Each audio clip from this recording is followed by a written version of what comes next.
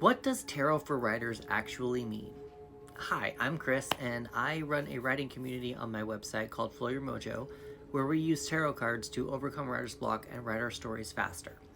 I just got off the phone with someone who was interested in joining the Flow Your Mojo community and wanted to know a little bit more information, and it made me realize that I probably am not communicating what the Flow Your Mojo community is all that well. So I figured I'd make a little bit more of a longer video to kind of introduce you to it a little bit more, and I hope that it helps, and I hope that it that you stay and just learn a little bit more about what I'm trying to create.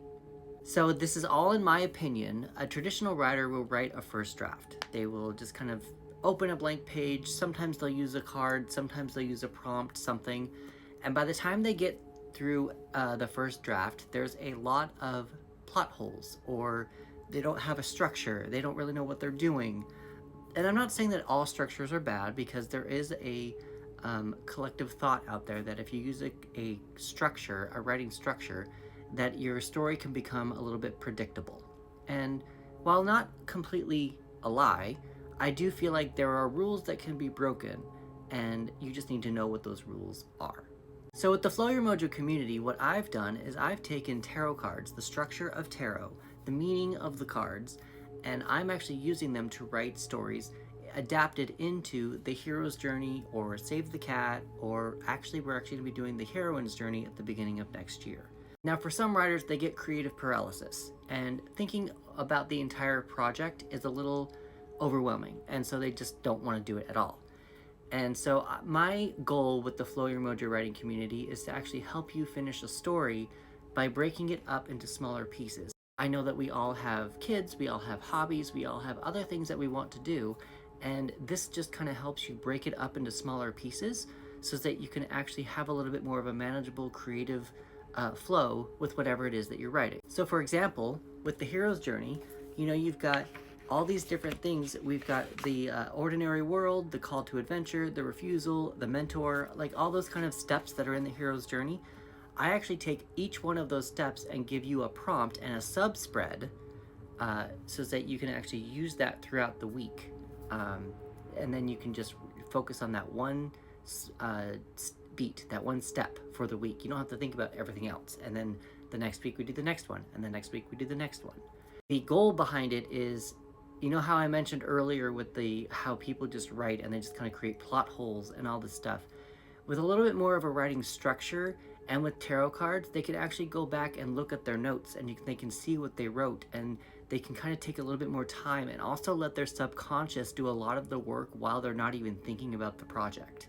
So instead of actually writing draft 1, you're actually actually writing like draft 7, because you actually know the character, you know what they want to do, you know the story, you know the world.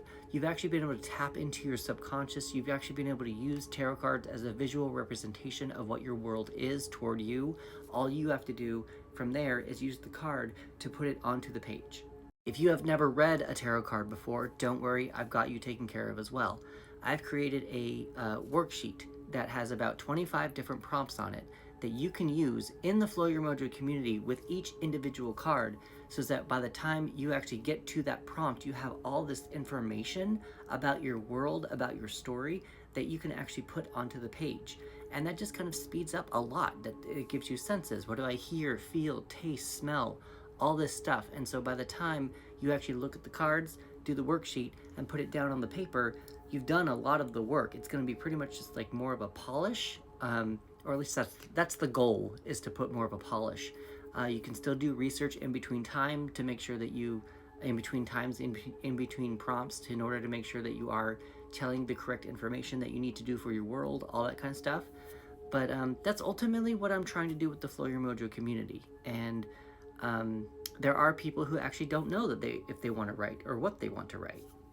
So I also want to give another tip, to where if you are writing a mermaid story, I really recommend you getting a mermaid deck. Don't get the Rider-Waite-Smith. Yes, the Rider-Waite-Smith will be helpful because everything is basically based off of that. Like, I wouldn't use the traditional Rider-Waite-Smith to write a vampire story, a mermaid story, any of those kind of stories. The images just are not going to be helpful to you because you want to feel like you're underneath the water. You want to feel cold. You want to feel the water on your own skin. How do you translate that into your story? So there is a stigma about people saying you need to be gifted your tarot deck, your first tarot deck. Don't do that. Just go out, and I invite you to go out and buy your own deck. I really do, because what you can then do with the writing prompts that I do with the Hero's Journey or Save the Cat, you can actually take those prompts, shuffle your own cards, and use the spread that I give, and you can use that to write your whatever prompt you're trying to do for your own story. You don't have to use the cards that I use. I'm just using them as an example so that you can see what I'm getting out of the cards. If you do happen to join right now, the Hero's Journey and the Save the Cat stuff that I've been doing all year is still up on the website. So you still, if the minute that you join, you have access to all of that, plus 9 steps to a creative workflow.